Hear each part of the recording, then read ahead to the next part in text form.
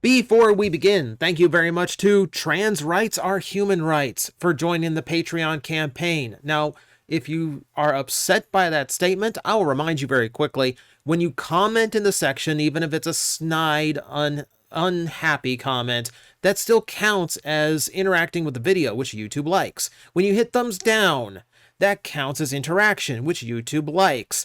In other words, there's nothing you can do that would actually harm me in this situation. And in fact, when you make that snide little comment, it's going to get filtered so no one will see it, and I'm going to block you because I enjoy blocking people that endanger my audience. So yeah, you really can't do anything except hit the back button and just go away. All right? Because if that statement upset you, I don't want you here. But point being, thank you very much for the support. Do appreciate that.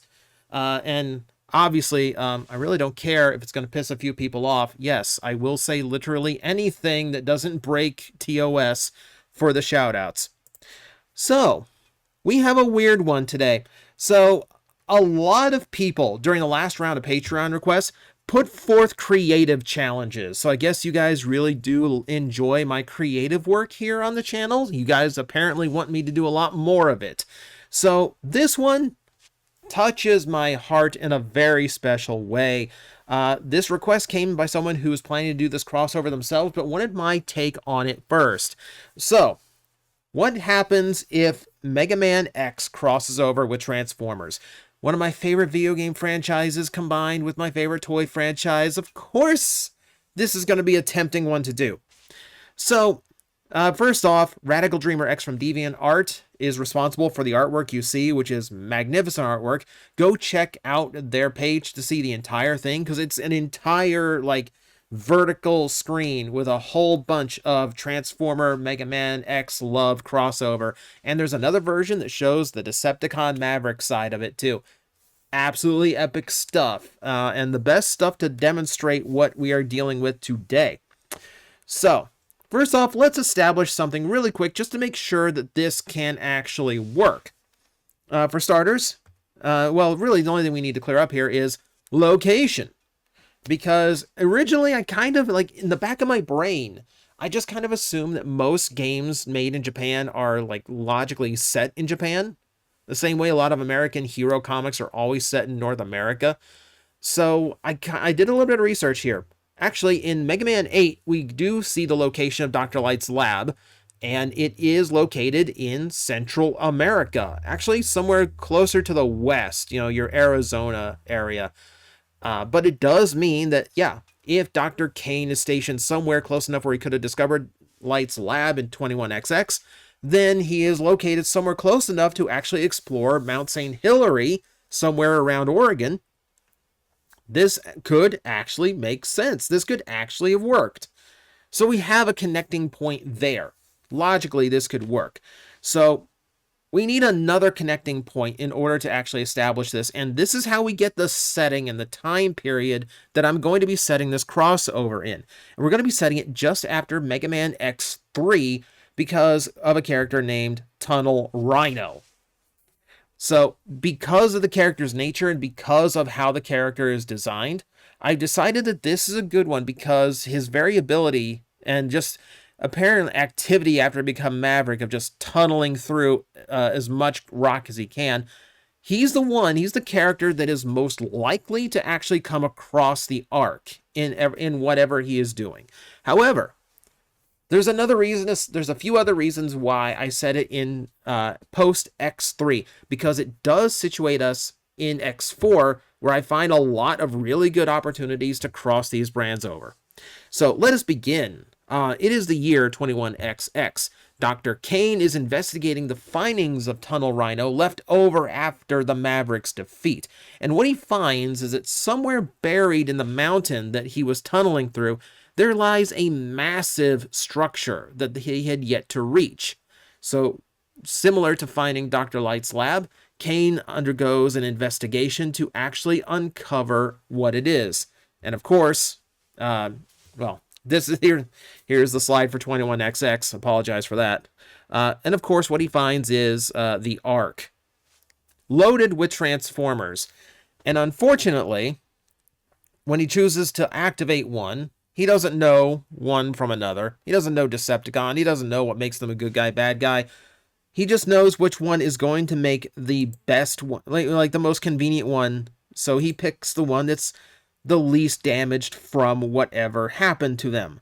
And that ends up being Megatron. Yeah. This is going to end badly. You can already tell. So, Megatron is smart. Megatron is very quick in thinking. When he recovers and when he comes to consciousness, he actually does give Kane his name, Megatron. He claims that he is the leader of the Autobots, the good guys. They seek peaceful refuge on their planet after crashing. But the villainous Decepticons are also on board that ship, so make sure you only restore robots that have this insignia on them. To which Kane gladly abides by.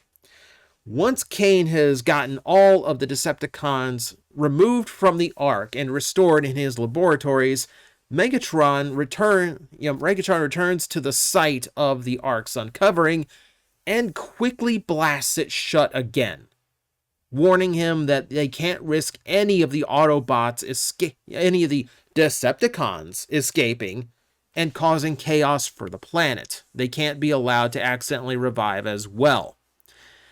This sets us up for Megatron actually allowing Kane to study his body and his transforming abilities of his Autobots in order to improve upon his own creations. So it breeds a brand new version of the Reploids, what I call Modeloids, robots that are able to modify their physical appearance. So Depth Charge on the screen might actually be what Jet Stingray from X4 looks like. Similarly, we have characters like Magma Dragoon who might end up looking more like Cybertron Scourge, so forth.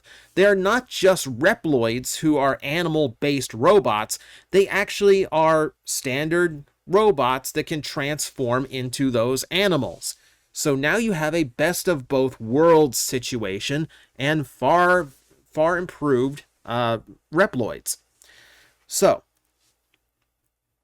with this, these new Modeloids are the ones who eventually, just like in X4, end up taking command positions in the RepliForce, except this time, instead of the General, Megatron is at the command.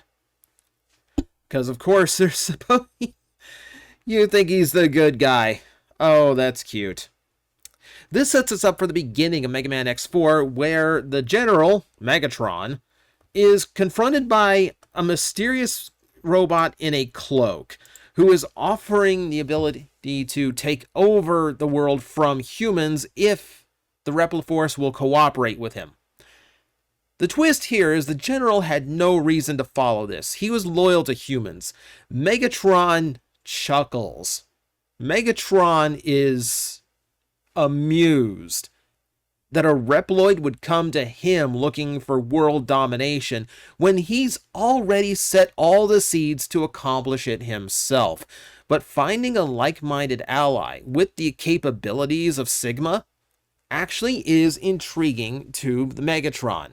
For those who don't know, Sigma is actually a sentient computer virus who creates powerful bodies for himself, but his main strength is being able to infect robots and turn them evil.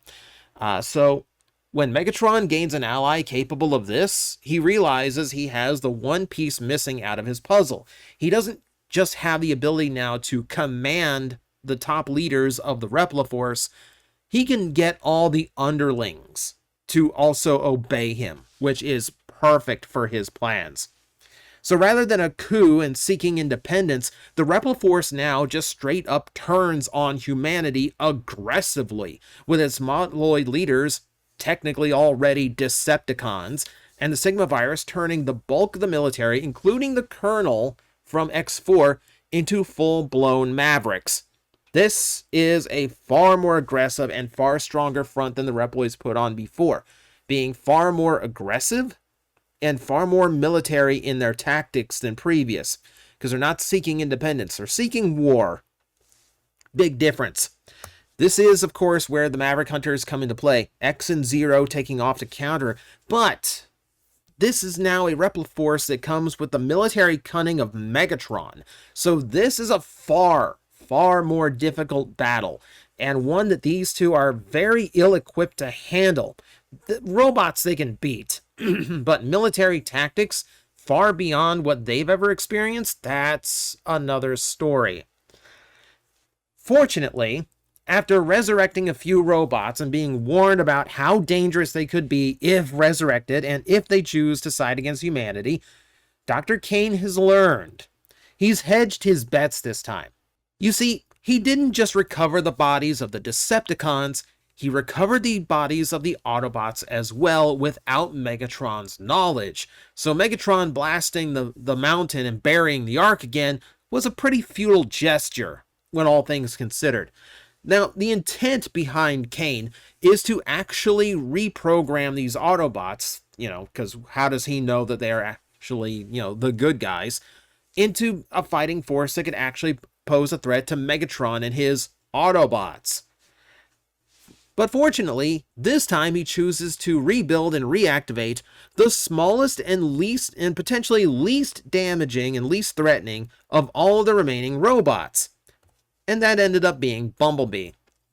With Bumblebee online, he actually learns very quickly how switched everything is. He's set straight on Autobot versus Decepticon, the quick history of their war, and exactly what led them to crash land on Earth. We get a very quick learner course from Bumblebee here.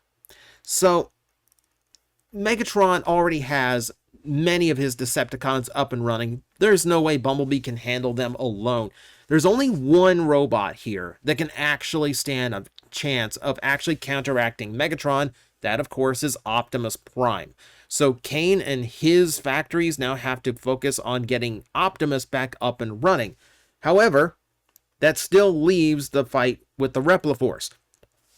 Fortunately, we now have the capability of Bumblebee's experience handling Decepticons, and with a little bit of extra boost from Cybertronian tech, now X and Zero stand a better chance.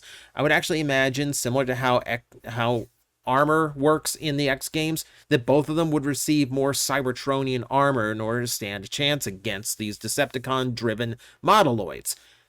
In fact, they do such a good job now rooting them out, they actually found one amongst their own ranks in Double. This is a stock character from Mega Man X4 for those who are not playing along at home. And he does exactly what the Modeloids do. He transforms from this dumpy robot you see in the front, who was acting as X's navigator, to a full-blown villain who you see in the back. It's the same guy transformed. It's another reason why I set this story here, because we already technically have a character who can be a Modeloid. Alright? I thought that was clever. Give me credit or not. It's your choice. Please give me credit. I thought it was clever. While we're on the side characters, I do want to point out for our Mega Man fans out there, in this continuity, Iris never goes Maverick. So, because there is no general fighting for independence in a nation that is solely for Reploids, she doesn't really have that vision that caused her to turn against Zero and back the RepliForce. And because her brother has gone full-blown evil, rather than just believing in his own personal convictions, because remember, in X4, the RepliForce weren't Maverick, technically, they were tricked into going rogue.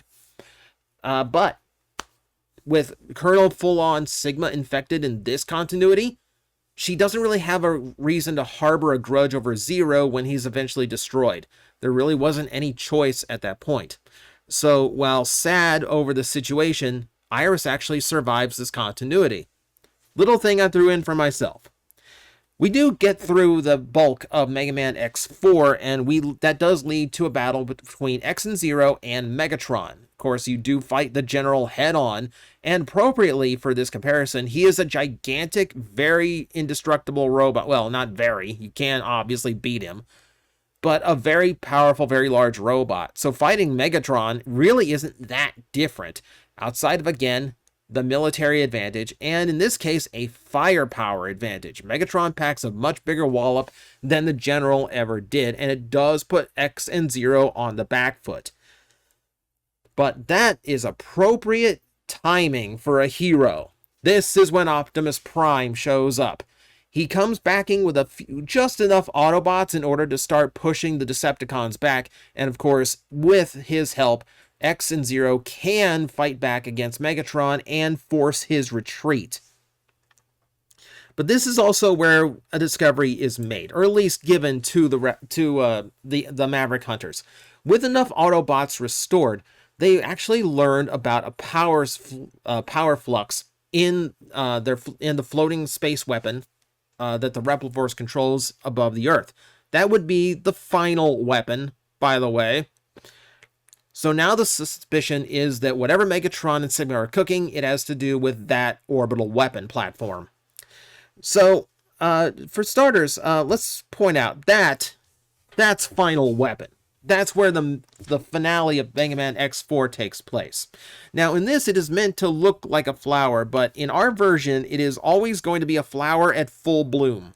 Because the plot here isn't simply to just wipe out the Earth like it is in X4, but to actually turn this weapon into a massive energy collector, turning the entirety of the force of the explosion of Earth into energon to repower Cybertron.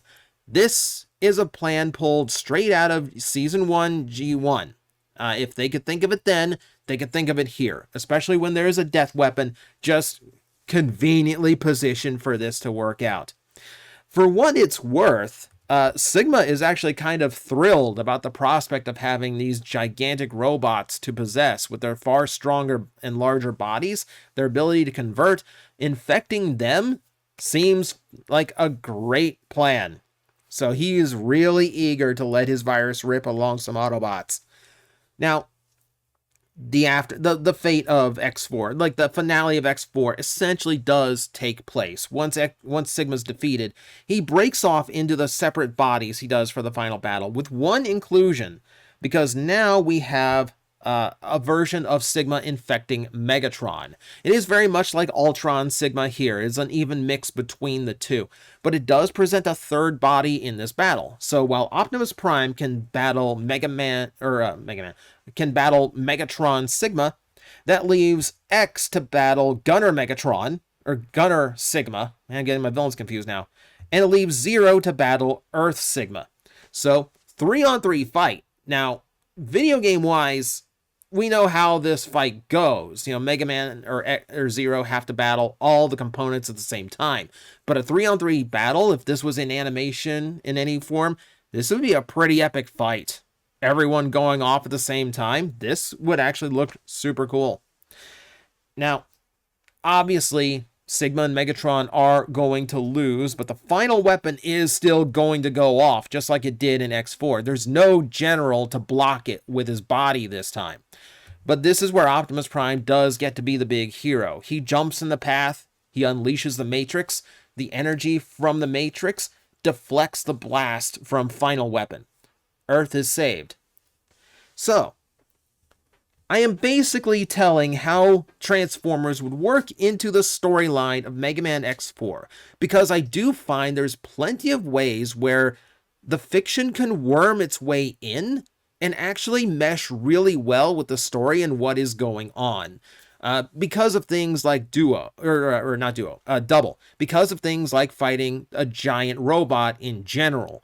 And just like being able, things like that is what inspired it. However, the real story comes later, because in the aftermath, we've restored all of the Autobots. Their tech and skills can be imparted to the Maverick Hunters, which can form a united front for defending Earth, Autobot and Maverick Hunter alike working as one unit. This also allows the creation of new Modeloids, who are programmed as Autobots, to become a unifying link between the two robot races. And now we have Wheeljack online again, so he can program them to not go Maverick. And keep in mind, this actually solves the crisis of conscience that Mega Man X has, because he's no longer battling his own kind. Now his enemies are the Decepticons, alien invaders, robots, yes, but not his own people. So his resolve for justice and his fighting abilities, thus, are at a peak they had never been at in the video games.